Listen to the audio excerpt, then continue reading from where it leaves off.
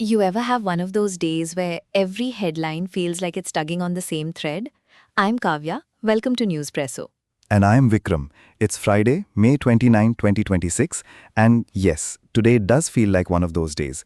A lot of these stories are really about control, and who gets to say they have it? So let's start with the most alarming one. Trump basically doubled down on keeping the Strait of Hormuz open to everyone and then said Oman could be blown up if it didn't behave. That is a lot. It is, and this goes back to the fact that Hormuz is not just symbolic. It's one of the world's busiest choke points, with a huge share of Gulf oil traffic moving through it. Any disruption hits energy markets far beyond the region. What people don't remember is that Oman has often been part of mediation efforts, including alongside Iran. So when that same country gets dragged into a threat, the diplomacy feels shakier, not stronger. Exactly. The White House is trying to frame this as a question of open waters, but the language risks pulling an ally into a broader conflict. And the region is already tense because Iran has been striking back after Western strikes. And there's also this weird practical layer, where the talks reportedly touched on tolls or fees for ships crossing the strait. It's almost like a trade route issue and a war issue at the same time. That's the pattern here, actually. The military moves, the blockade on Iranian ports, the rhetoric, they all feed each other. The danger is not just one statement, it's the accumulation. So, if you zoom out, the big fear is ordinary people feeling this through fuel prices and insecurity, even if they're nowhere near Hormuz. Yes, and nobody should pretend this is contained. Okay, shifting from geopolitics to domestic politics, but honestly the same theme of control shows up here too. Assam passes the Uniform Civil Code bill and Meghalaya is watching very carefully. And this goes back to a long-running political project. In Assam, Himanta Biswa Sharma is presenting the UCC as a move toward gender justice and a common framework for marriage, divorce, succession and live-in relationships. But the exemption for scheduled tribes is doing a lot of work politically. It's meant to preserve constitutional protections, and the BJP side is very keen to say this isn't targeting any religion.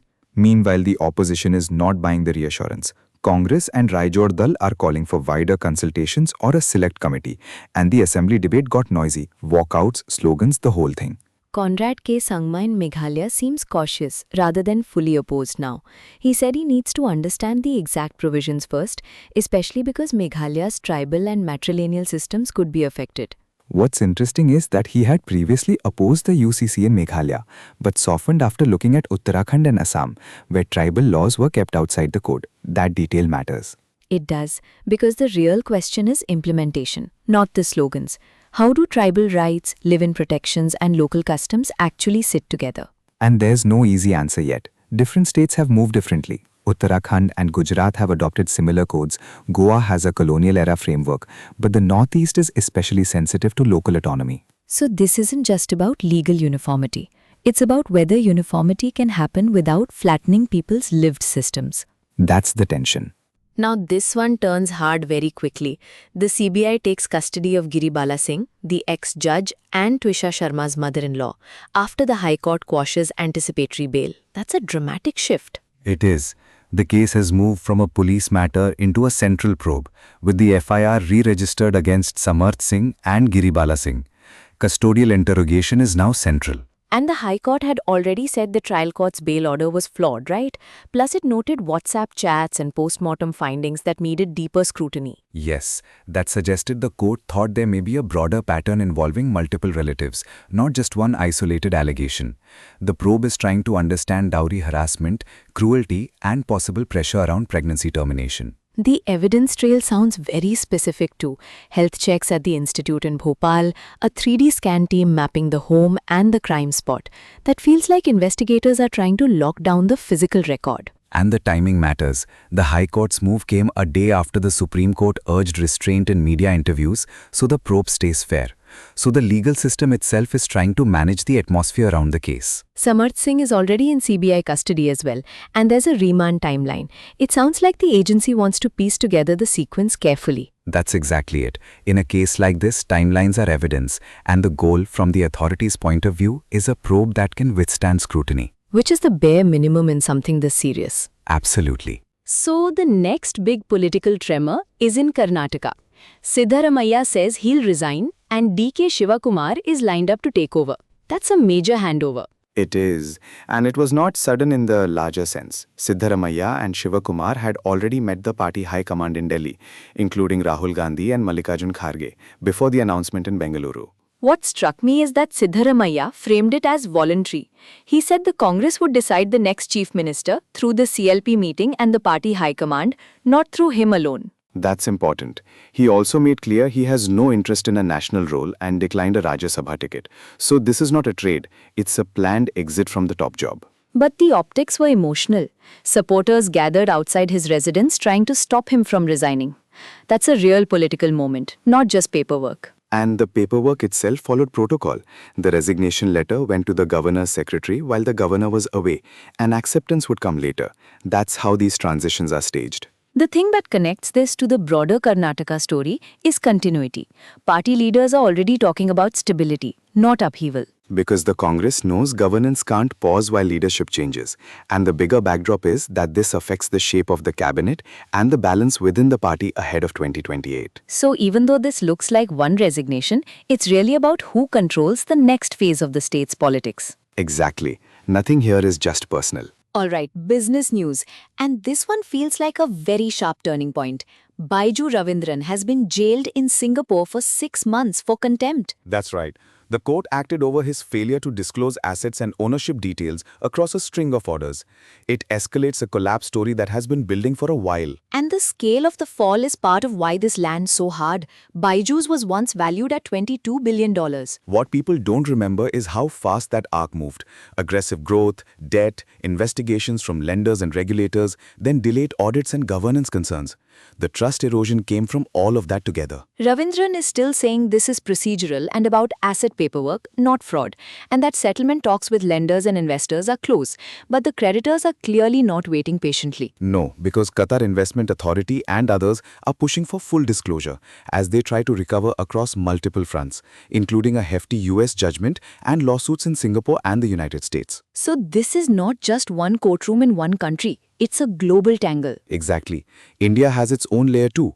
Insolvency, board reshuffles, lawsuits, and claims by lenders and contractors tied to a disputed loan and the company's global footprint. It really does feel like the cautionary tale here is about how quickly rapid expansion can outrun financial controls. That's the lesson analysts keep pointing to. A startup dream can become a warning sign if the controls aren't there. And now everything depends on whether settlements hold and whether jurisdictions cooperate on tracing assets. That's where it stands. Moving to health, and this one is about vigilance rather than panic. India has tightened airport screening after 2 suspected Ebola cases, one in Bengaluru and one in Ahmedabad. Yes, both were travelers from affected regions, a 28-year-old Ugandan woman and a 37-year-old Congo-born traveler. Samples were sent to the National Institute of Virology in Pune. And as of now, there are still unconfirmed Ebola infections. That distinction matters a lot. It does. The Union Health Ministry told states and hospitals to strengthen screening, quarantine, isolation wards and rapid testing in line with WHO guidelines. In Gujarat, 4 people connected to the Congo traveler were isolated too. So the response is not just at entry points, it's around contacts as well. And in Bengaluru, the test came back negative, which is reassuring. But officials were careful to say they are being strict, not alarmist. That feels like the right tone. Because once you start matching airport anxiety with rumor, the whole thing can spiral. Exactly why the government is leaning on surveillance, testing and official communication. The WHO has already declared the Congo-Uganda outbreak a global concern, so India is following a known playbook. Some cities even prepared dedicated isolation areas and trained staff, so there's a whole invisible infrastructure being readied. And that's the point. No confirmed Ebola case in India so far, but the system has to behave as if speed matters. Okay, and just to keep the order intact, there was also a parallel bulletin with the same core message. The Ugandan woman in Bengaluru tested negative, and India is widening screening. Yes, the bigger picture is the same. Monitor, isolate, test, and keep travelers and frontline workers alert without feeding fear. So that Bengaluru case is the one that really became the face of the story. A woman with mild body aches, isolated as a precaution, then the result came back negative. That's actually kind of reassuring. It is, and it shows why these systems exist. The ministry confirmed the result, and the broader response kept going around airport screening and traveler monitoring. What I noticed is how many places were mentioned as taking precautions. Tirupati with an isolation facility and dedicated ambulance, Hyderabad with thermal screening and isolation bays, and others like Nagpur, Ahmedabad and Surat tracking travelers. That's the pattern here. Not one dramatic action, but many small coordinated ones. Public health is often that way. And the government keeps repeating that no Ebola case has been confirmed in India. So this is still a preparedness story, not an outbreak story. Exactly. The challenge is keeping it that way. WHO-backed guidelines, entry point surveillance, and calm public messaging all matter. It's also interesting how quickly the messaging moved from a single traveler to a broader national checklist. Because that's how health systems work under uncertainty. You prepare before the confirmation, not after. Right. And now shifting gears completely, sports always gives the week a different kind of tension. Oslo is basically a pressure cooker right now. Alireza Firouzja is out in front at Norway Chess after back-to-back classical wins, including beating Pragnananda 3-0. And that's a serious lead because the format keeps punishing hesitation. Classical games, then Armageddon tiebreaks. Every round can swing everything. I love that Carlsen has already had a rocky start and still managed to steady himself with an Armageddon win over Kima.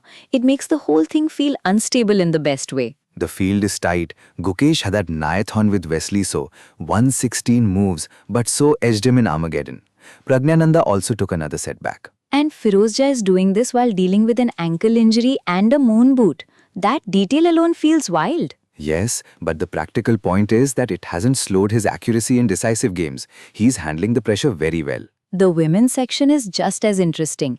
Divya Deshmukh beat Koneru Hampi in Armageddon, and Bibisara Asaubaeva is still leading after beating Zhu Jinner in the tiebreak. Which tells you the event is not about one or two games. It's about endurance, nerve, and who can keep turning half chances into points. So if you zoom out, India's presence is mixed but real. Some setbacks, some big moments, and a lot of attention on the next rounds. That's right. Nothing is settled yet. And finally, entertainment, which somehow also becomes a story about power and rules. FWICE has issued a non-cooperation directive against Ranveer Singh after his exit from Dawn 3. The key word there is directive, not ban. Ashok Pandit was careful to say that repeatedly. The union is telling members not to work with him until the dispute with Excel Entertainment is resolved. Producers say about 45 crore had already gone into pre-production, so this isn't a tiny dispute. It can slow a lot of work if the union umbrella is involved. And it's triggered a wider industry debate. Sinta President Poonam Dhillon said Ranveer, as a member, could have involved the association, but neither side approached them. Journalists and editors also pushed back, saying FWICE's move risks sidelining editors' long-standing concerns about pay and working conditions. That's interesting because the story suddenly becomes bigger than one actor. It does. Public figures like Manoj Bajpayee and Rakhi Sawant weighed in too, which shows how quickly these disputes become symbolic. Bollywood really can turn any production problem into a national conversation. And legally, the distinction matters. A non-cooperation directive can disrupt work, but it cannot legally ban someone from working because unions don't have court-like enforcement powers. So the actual question is whether talks resume and whether projects shift shoots. The conflict is about process as much as it is about personality. Exactly. And that's where a lot of these industry fights end up. Not with a clean win, but with everyone negotiating the rules again. That feels like a pretty good place to leave it. It does. Thanks for hanging out with us on Newspresso. Stay tuned, we'll be back soon.